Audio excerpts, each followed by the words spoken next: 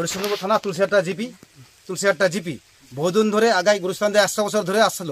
এখন কিছু উত্তরপাড়ার মানুষ নিজ স্বার্থে, অথচ সরকারি ব্রিজ থাকা সত্ত্বেও 100 বছর ধরে আসছিল ওই জায়গাতে, কিন্তু কিছু নিজ স্বার্থে ওই উত্তরপাড়ার মানুষ বসতপুরের আজকে ব্যারিকেডিং লাগিয়ে বাধা দিচ্ছে।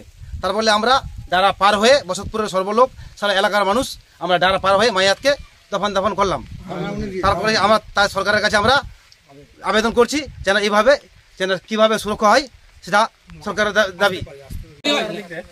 এই অনেক দিন ধরে আমরা ওই মায়াতকে ওই সরকারি ব্রিজ হয়ে এই ডারার পাশ দিয়ে জাহাজ করছিলাম। আজকে হঠাৎ রাস্তা বন্ধ করে দিয়েছে। সে বকা রাস্তা বন্ধ করে আমি রাস্তা দিয়ে জায়গা দিয়ে যেতে দিব না এই বলে আমরা আঙারমুনি হয়ে তারপরে মায়াতকে নিয়ে গুরুস্থানে নিয়ে গেছি।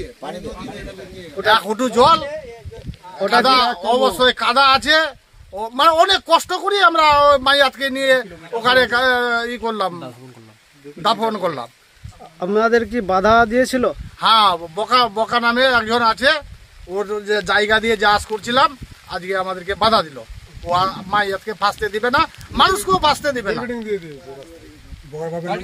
টাটি দিয়ে দিয়েছে, টাটি বেড়া ভাঙলে তো আসা যাবে না কারো। তাই আমরা ওই আঙ্গারমণি হয়ে ঘুরে আসলাম। বসতপুরে মায়া মরল, আসলাম আঙ্গারমণিকে ঘুরে মাটি দিতে আসলাম বসতপুরে শেষে আসলেন মাটি দিতে। রেখাটু বসতপুরে কি রাস্তা বন্ধ করে দিয়েছিল? হ্যাঁ, ঠেকা আছে ওটা।